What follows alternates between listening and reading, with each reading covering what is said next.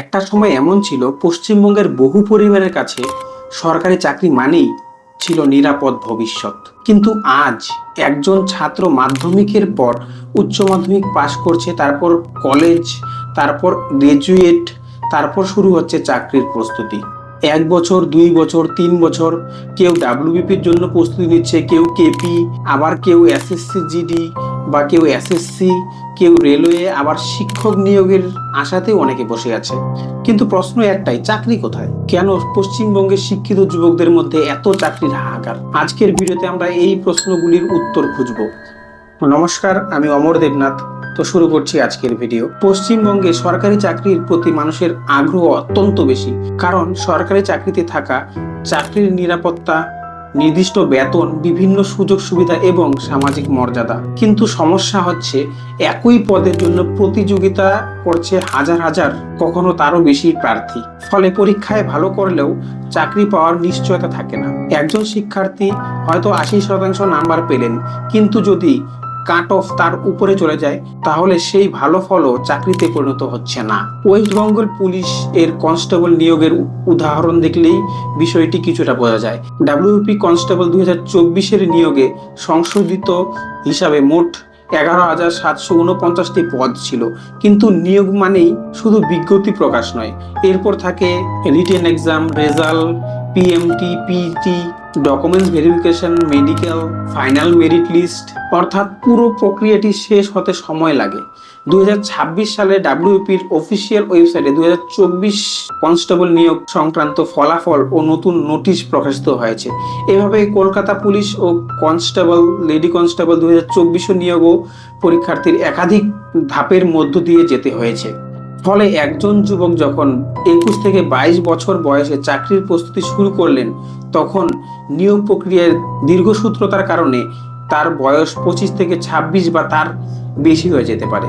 তার মধ্যে এখনকার পরীক্ষাগুলিতে এমন কিছু হচ্ছে, কেস, তারপর ওবিসি সম্পর্কে নানান সমস্যা, এসসি সম্পর্কে নানান সমস্যা, এইসবের কারণে পরীক্ষা দেওয়ার পর ছাত্রদের চাকরি পাওয়ার নিশ্চয়তা তা আরো তুলনামূলক অনেক কমে গিয়েছে।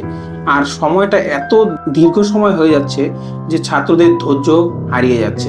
এই সমস্যা শুধু পুলিশ রিক্রুটমেন্টের সীমাবদ্ধ নয়, এসএসসি, রেলওয়ের, banking, group C, group D, শিক্ষক নিয়োগ, বিভিন্ন দপ্তরের ক্লার্ক, স্বাস্থ্য দপ্তর, পৌরসভা, পঞ্চায়েত, প্রায় প্রত্যেক ক্ষেত্রেই চাকরি পরীক্ষার্থীদের একটা বড় অংশ নিয়মিত নিয়োগ বিজ্ঞপ্তির অপেক্ষায় থাকে। কোনো বিজ্ঞপ্তি ছাড়া হলে প্রশ্ন ওঠে, পরীক্ষা কবে হবে, রেজাল্ট কবে, ডকুমেন্টস ভেরিফিকেশন কবে, ফাইনাল প্যানেল কবে, জয়েনিং কবে?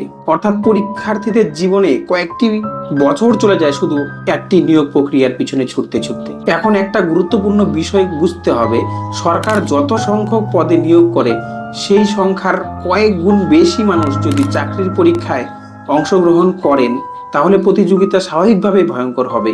ধরুন 10,000 পদ, কিন্তু আবেদন করলেন কয়েক লক্ষ মানুষ, তাহলে 90% বেশি প্রার্থীকে শেষ পর্যন্ত চাকরি না পেয়েই ফিরে যেতে হবে। এটা কোনো একজন পরীক্ষার্থীর ব্যর্থতা নয়, এটা মূলত চাকরির বাজারে চাহিদা ও সুযোগের বিশাল ব্যবধান।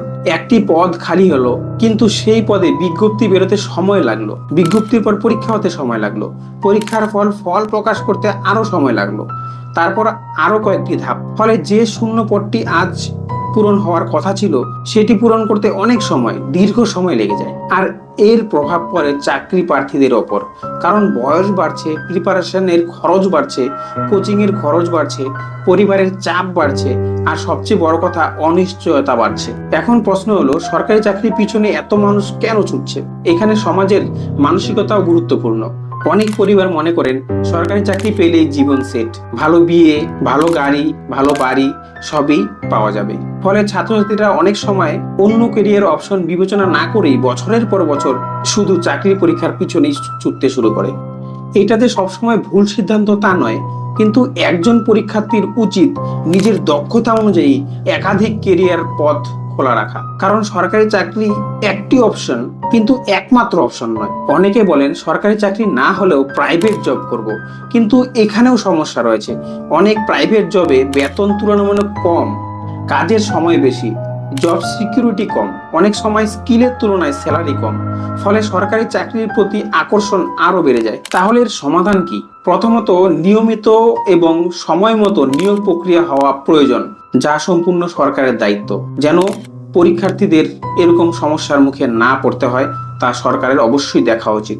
দ্বিতীয়ত, দীর্ঘদিন ধরে পড়ে থাকা শূন্য পদ দ্রুত পূরণের ব্যবস্থা করা দরকার। যেমন ডাব্লিউপির নিয়োগ প্রক্রিয়াটি 2024 সালের রয়েছে, তার যে প্যানেলটি এখনো পর্যন্ত ঘোষিত হয়নি।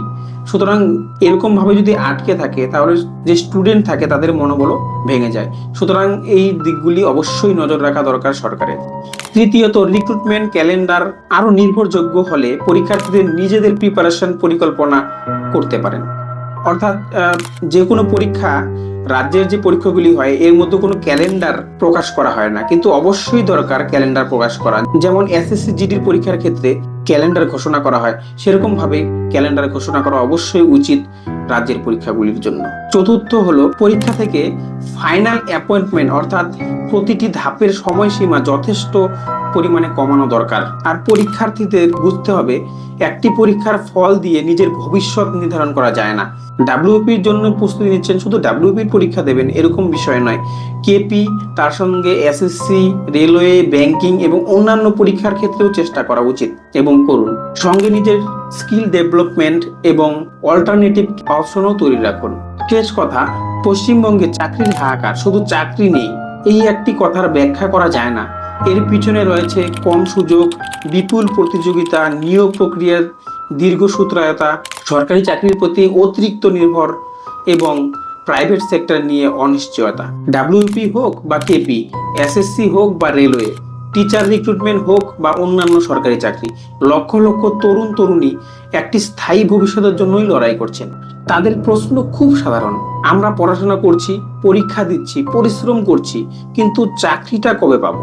এই প্রশ্নের উত্তর শুধু পরীক্ষার্থীদের নয়, নিয়োগ ব্যবস্থা এবং বৃহত্তর কর্মসংস্থান ব্যবস্থাকেও দিতে হবে। কারণ একজন যুবকের জীবনের একটি বছর শুধু একটি সংখ্যা নয়, সেই একটি বছর তার বয়স, তার সময়, তার পরিবার এবং তার ভবিষ্যতের সঙ্গে জড়িয়ে থাকে। আপনার কি মনে হয়, পশ্চিমবঙ্গে সরকারি চাকরির হাহাকারের মূল কারণ কি? চাকরির অভাব, নাকি নিয়োগ প্রক্রিয়ার দীর্ঘসূত্রতা, নাকি অন্য কিছু? আপনারা অবশ্যই কমেন্টে আপনার মতামত জানাবেন। তো আজকে ভিডিওটি এখানেই শেষ করছি। ভালো থাকবেন, সুস্থ থাকবেন, নমস্কার।